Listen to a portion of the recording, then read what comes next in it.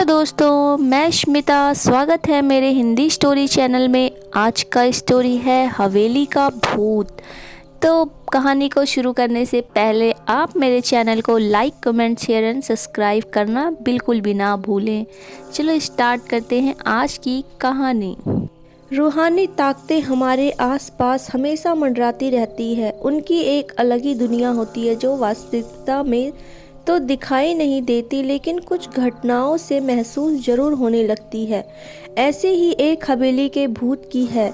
दरअसल एक पुरानी हवेली है जिसमें कई साल पहले राजा महाराजा रहा करते थे, लेकिन अब वह वीरान पड़ी है क्योंकि उन राजाओं के वारिस देश से बाहर जा चुके हैं। हवेली की हालत जर्जर हो चुकी है, अब उसे मरम्मत की ज़रूरत है। इसके लिए शासन के नोटिस के अनुसार संपत्ति के मालिक को सूचित किया जाता है। कुछ दिनों में पूर्व राजाओं के वारिस में से एक लड़की हवेली में अपने बच्चे के साथ दाखिल होती है, जो कि उस जमाने के राजा के नाती की लड़की थी। उसका नाम उर्मिला था। उसके पति की कार एक्सीडेंट में मौत हो चुकी थी। अब वह विधवा हो चुकी है, लेकिन उसके पास उसका एक बेटा है जो 8 वर्ष का है और वह भी अपनी माँ के साथ हवेली आया है।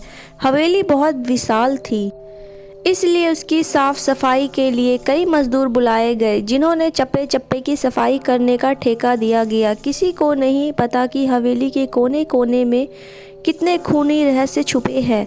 उर्मिला के आने के बाद हवेली की हवा रूहानी होने लगती है। ऐसा लग रहा मानो कोई वर्षों से इंतजार कर रहा था। इस हवेली के वारिस का एक रात उर्मिला अपने कमरे में अपने बच्चे के साथ सो रही होती है। अचानक उसके खिड़की से एक पक्षी टकराकर मर जाता है। यह घटना अपने आप में असामान्य थी। पक्षी टकराते ही उर्मिला की नींद खुल जाती है और वह जब लाइट जलाकर देखती है तो डर से चीखने लगती है, क्योंकि उस कमरे की खिड़की से एक पंछी फंसा हुआ था और उसके शरीर से खून की बूंदें फर्श पर गिर रही थी। नज़ारा इतना भयभीत था कि वह अपने बच्चे को उठाना नहीं चाहती थी, लेकिन उर्मिला हिम्मत करके उस पंछी को खिड़की से बाहर फेंक देती है। लेकिन इसके बाद उसे रात भर नींद नहीं आती है और वह सुबह तक जागती रहती है। दरअसल वह जानना चाहती है कि यह किसी की शरारत तो नहीं। सुबह होते ही वह अपने यहाँ काम कर रहे मजदूरों से जाकर कहती है कि रात को मेरे कमरे की खिड़की पर कोई पंछी आकर टकराया था और तुरंत मर गया। क्या तुम लोगों में से किसी ने यह हरकत की है? क्योंकि पंछी खुद ब खुद तो खिड़की से नहीं टकरा सकता। मजदूर कहते हैं, नहीं, हमने तो खिड़की से नीचे किसी पंछी को मरा हुआ नहीं देखा। हम तो अभी वहाँ से चले आ रहे हैं और जब सभी जाकर देखते हैं तो वहाँ वह पंछी नहीं होता। उर्मिला घबराने लगती है कि यह क्या, यहाँ तो पंछी होना चाहिए, कम से कम खून की कुछ बूंदें दिखनी चाहिए, लेकिन यहाँ पर पंछी का एक पंख तक नहीं पड़ा हुआ। उर्मिला सभी मजदूरों को कहती है कि हवेली में बहुत सी कीमती चीज़ें और मूर्तियाँ हैं, संभाल के सफाई करना। मजदूर अपने अपने काम में लग जाते हैं। उर्मिला अपने बच्चे के साथ कमरे में टीवी देख रही होती है। अचानक हवेली की छत से एक मजदूर नीचे गिरता है। उर्मिला को अचानक लोगों की आवाज़ सुनाई देती है। वह भागकर खिड़की से नीचे देखती है तो एक मजदूर की लाश पड़ी होती है।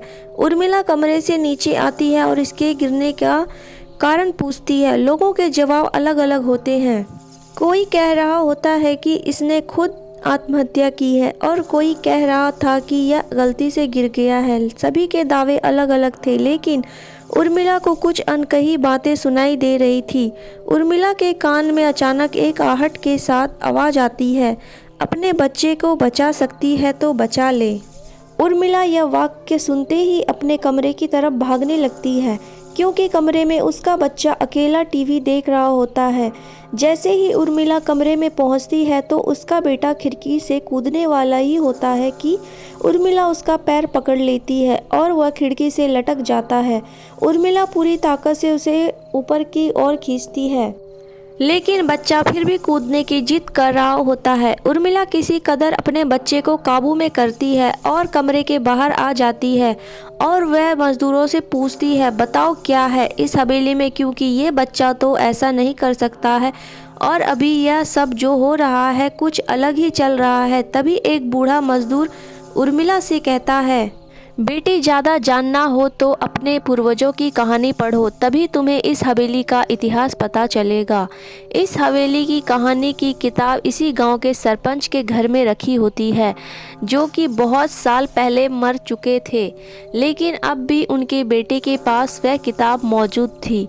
उर्मिला सरपंच के घर पहुंचती है और किताब ले लेती है।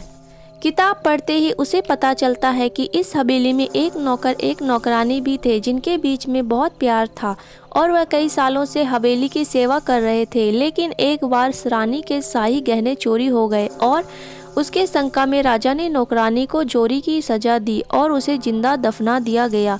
उसके गम में उसके पति ने भी अपनी जान दे दी और उसके 1 महीने बाद ही उस राजा ने अपनी ही तलवार अपने गले में घुसेड़ कर आत्महत्या कर ली। उसके बाद छोटे मोटे हादसे हवेली में होने लगे, जिस वजह से यह हवेली हमेशा के लिए बंद कर दी गई।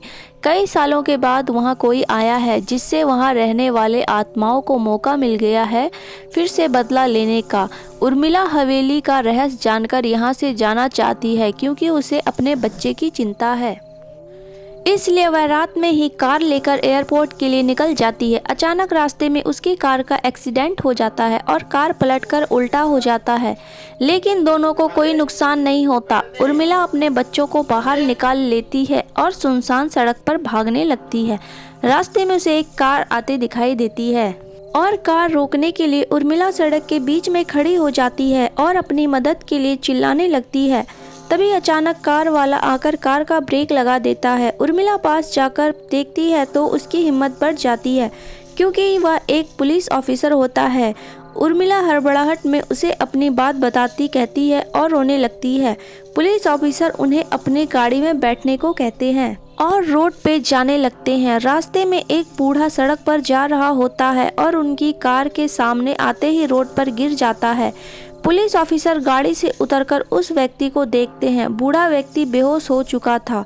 पुलिस ऑफिसर उसे गोद में उठाकर अपनी गाड़ी में पीछे बैठा देता है और अस्पताल के लिए चलने लगते हैं। अचानक उस बूढ़े व्यक्ति का हाथ पीछे से पुलिस ऑफिसर की गर्दन तक पहुंच जाता है। पुलिस ऑफिसर झटपटाने लगते हैं और अचानक गाड़ी का ब्रेक लगा देते हैं। गाड़ी की स्पीड कम होने की वजह से कार वहीं खड़ी हो जाती है और ऑफिसर अपनी गन निकालकर बूढ़े की तरफ निशाना लगाकर गोली चला देता है। बूढ़े के सर में गोली लगने से भी उसकी जान नहीं जाती। महिला और पुलिस ऑफिसर दोनों समझ चुके थे कि यह कोई भूत है। भूत को देखते ही उर्मिला अपने बच्चों को लेकर बाहर निकल जाती है और इसी बीच पुलिस ऑफिसर भूत की पकड़ से अपने आप को छुड़ाने में कामयाब हो जाते हैं।